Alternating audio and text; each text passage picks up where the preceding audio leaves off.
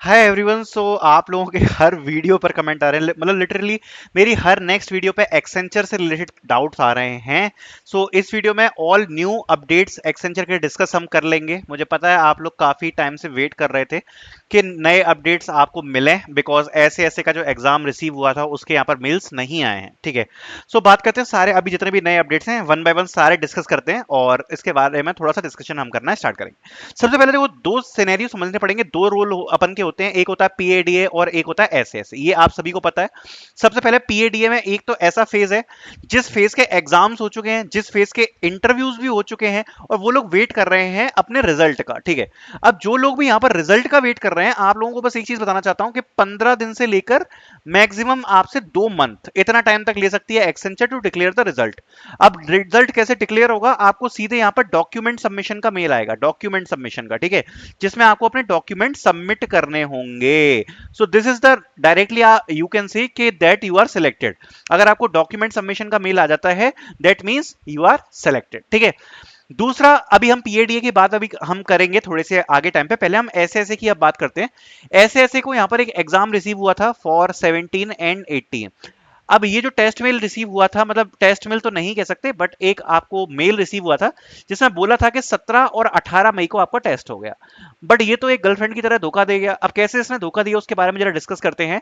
तो देखो, आपको एक चीज इसमें मैं आपको बताना चाहता हूं कि अभी हुआ क्या है ना, एक्सेंचर की तरफ से ये कहना गलत नहीं होगा, जो अभी ऐसे ऐसे वाला एग्जाम के मेल्स जो गए हैं वो मैक्सिमम गर्ल्स को गए हैं, फीमेल को गए हैं। ठीक है, एंड यहां पर डेफिनेटली क्राइटेरिया में ये देखा गया है कि सबसे पहले ये लोग फीमेल्स को रिक्रूट करें। ठीक है, और अभी मेल्स को मुझे तो अभी तक ऐसा नहीं पता पड़ा है कि किसी मेल को अगर ये मेल रिसीव हुआ है या नहीं हुआ है। ठीक है, अभी तक जितना मुझे नहीं पता पड़ा है, अगर किसी को आया हो तो आप लोग बता सकते हैं।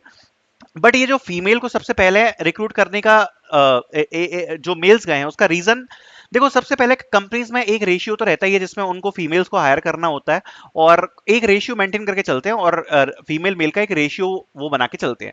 सबसे पहले फीमेल की रिक्रूटमेंट हो गई मार्च में, अगर आपको याद हो तो मार्च में ऐसे ऐसे का एग्जाम हुआ था। ठीक है, उसके बाद से अभी जब से पोर्टल अपडेट हुआ है, this is the first exam. ठीक है, और दूसरी बात, जो 17 और 18 का मेल आया था, मेरे हिसाब से तो पहले एक्सेंचर का मूड होगा कि सभी लोगों को यहाँ पर टेस्ट भेज दें। ठीक है, फिर इनने सोचा होगा कि उसमें अगर क्या दिक्कत आई, अगर मान लिया कि रेशियो का कुछ गड़बड़ आ गया तो फीमेल थोड़े से कम रिक्रूट हो पाएंगी। So what they did is, उनने सभी फीमेल्स को, लगभग सभी को तो नहीं बट काफी सारे फीमेल्स को यहाँ पर मेल भेज दिया 17 और 18 एग्जाम्स के लिए। ठीक है, और मेल कैंडिडेट्स के द्वारा ये वाला मेल नहीं रिसीव हुआ, टेस्ट वाला जिसमें आपको स्लॉट बुक करना था। ठीक है, अब नाउ टॉकिंग अबाउट दिस, ये तो अपन का एक मतलब प्रेडिक्शन है, जितना अपन ने लोगों को देखा है कि ऑलमोस्ट सारी फीमेल्स को दिया है, लेकिन लेकिन अब यहाँ पर बहुत सारे लोगों को ये वाला डाउट आ रहा है कि हमें मेल आएगा कि नहीं आएगा। तो आपको डेफिनेटली आएगा, क्योंकि अभी जो ऐसे ऐसे है ना, अभी एग्जाम चालू ही नहीं हुए। जैसा मैंने आपको बताया, मार्च में एग्जाम हुआ था ऐसे ऐसे का 2024 मार्च में। ठीक है, और वो एग्जाम हुआ था 2022 बैच का, 2023 बैच का, और वो भी उन लोगों का जिन लोगों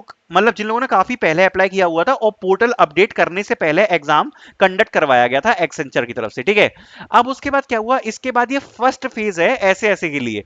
ऐसे ऐसे के उसके बाद यहाँ पर एग्जाम ही नहीं हुए। 17 टू 18 मई ये वाला जो मेल आया था, ये फर्स्ट फेज है। और इसमें अगर आप देखोगे तो अभी तक तो बहुत ही ज्यादा कम बच्चों को मेल गया है, मेजॉरिटी फीमेल स्टूडेंट्स को यहाँ पर मेल गया है। इसलिए यहाँ पर अगर आपको ये वाला मेल रिसीव हुआ था और अब आपको अगर टेस्ट बुकिंग का नहीं आया है, अगर आपको स्लॉट बुकिंग का मेल रिसीव नहीं हुआ है, तो आपको टेंशन लेने की बात नहीं है। अभी आप ये मान के चलो कि अगर 100 बच्चों ने अप्लाई किया था, उसमें से केवल 4 या 5 ही स्टूडेंट्स होंगे जिनको यहाँ पर स्लॉट बुकिंग का मेल गया है। जो अभी 95 बच्चे हैं, मतलब जो 95% बच्चे हैं, अभी उनके लिए असेसमेंट पेंडिंग ही है। अभी किसी को यहाँ पर मेल्स रिसीव नहीं हुए हैं। सो इस चीज की आपको टेंशन लेने की जरूरत नहीं है। एक बार ऐसे ऐसे का एग्जाम हो जाए, उसके बाद अपन एक बार उसका एग्जाम का लेवल भी जज कर लेंगे। और जो ऐसे ऐसे के एग्जाम है फिर फ्यूचर के मंथ्स में, मतलब देखो अभी मई में तो थोड़ा सा मुश्किल ही है, बट शायद जून से, शायद बोल रहा हूं मैं इसलिए क्योंकि देखो मई यहां पर अगर 17 18 को अगर आपका जिन लोगों ने स्लॉट बुकिंग करी है, जिनको एग्जाम आएंगे, उन लोगों का कम्युनिकेशन असेसमेंट भी होगा, इंटरव्यू भी आएगा, तो इसमें तो प्रोसेस निकल जाएगी। मेजॉरिटी एक पॉसिबिलिटी है कि जून में यहां पर एग्जाम्स हो सकते हैं फॉर ऐसे ऐसे, फॉर नेक्स्ट फेज, जिसमें प्रिडिक्टेबल है कि यहां पर मेल कैंडिडेट्स को भी मेल आएंगे। ठीक है, तो जिन लोगों को मेल रिसीव नहीं हुए हैं, ज्यादा टेंशन मत लेना, आगे डेफिनेटली यहां पर एक स्ट्रॉन्ग पॉसिबिलिटी है कि आप लोगों को यहां पर मेल्स रिसीव हो। आगे बढ़ते हैं और बात करते हैं यहां पर पीएडीए एग्जाम के बारे में। तो देखो, जो लोग पीएडीए से बिलोंग करते हैं, उनकी थोड़ी सी अब बात कर लेते हैं। सो अब पीएडी वालों का क्या सीन चल रहा है, जैसा मैंने बताया कि एक फेज तो हो गया। अब एक फेज में जिन लोगों ने एग्जाम दिया था, मेजॉरिटी लोग यहाँ पर इंटरव्यू तक आ गए, ठीक है।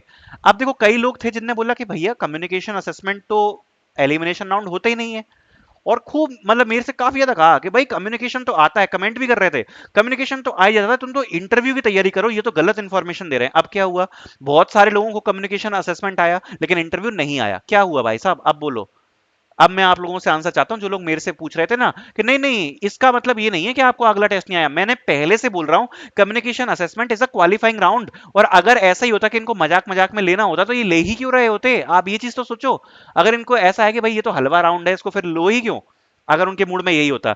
मैंने क्या बोला, इसका स्कोर काउंट नहीं होगा, कम्युनिकेशन असेसमेंट का स्कोर यहां पर सिलेक्शन में काउंट नहीं होगा। बट बट कम्युनिकेशन असेसमेंट का एक जो मिनिमल कट ऑफ होता है अराउंड 55 मार्क्स का, ये आपको क्लियर करना ही पड़ेगा।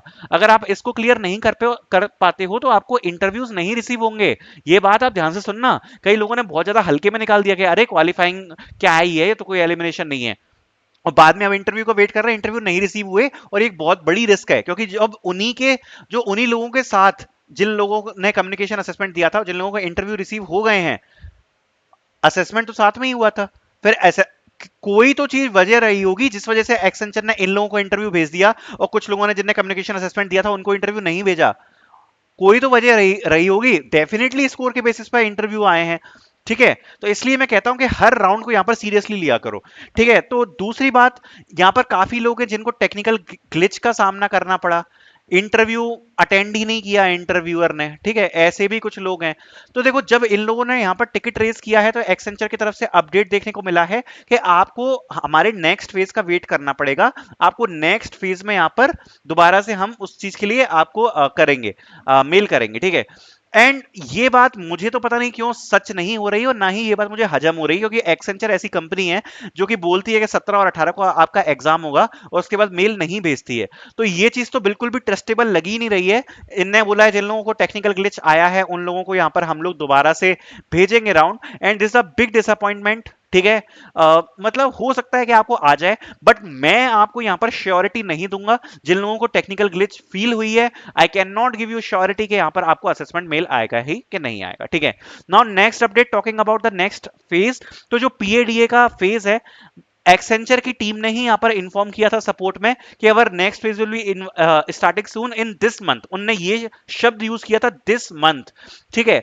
तो एक्सपेक्टेड है, जैसा मैं पहले से बोलते आ रहा हूं कि मई के लास्ट वीक में, मई का लास्ट वीक, ये वो वाला वीक हो सकता है जिसमें नेक्स्ट फेज के एग्जाम्स स्टार्ट हो सकते हैं। तो जिन लोगों को भी पीएडीए का मेल नहीं आया था, आई वुड सजेस्ट कि आप लोग अपनी प्रिपरेशन बिल्कुल टॉप नोच करके रखना, और जैसा कि मैंने अभी एक वीडियो बनाई थी सिलेक्शन क्राइटेरिया वाली पे, वो वाली जरूर एक बार चेक कर लेना। मैंने उसमें बताया भी था कि सिलेक्शन क्राइटेरिया एक्सेंचर का चेंज हो चुका है, तो डू नॉट मिस वो वाली वीडियो। उसमें आपको मैंने क्लियरली बताया हुआ है कि अब एक्सेंचर सारे असेसमेंट्स के नंबर काउंट करती है और उन असेसमेंट्स के नंबर के काउंट प्लस इंटरव्यू के बेसिस पर यहां पर सिलेक्शन देती है, ठीक है।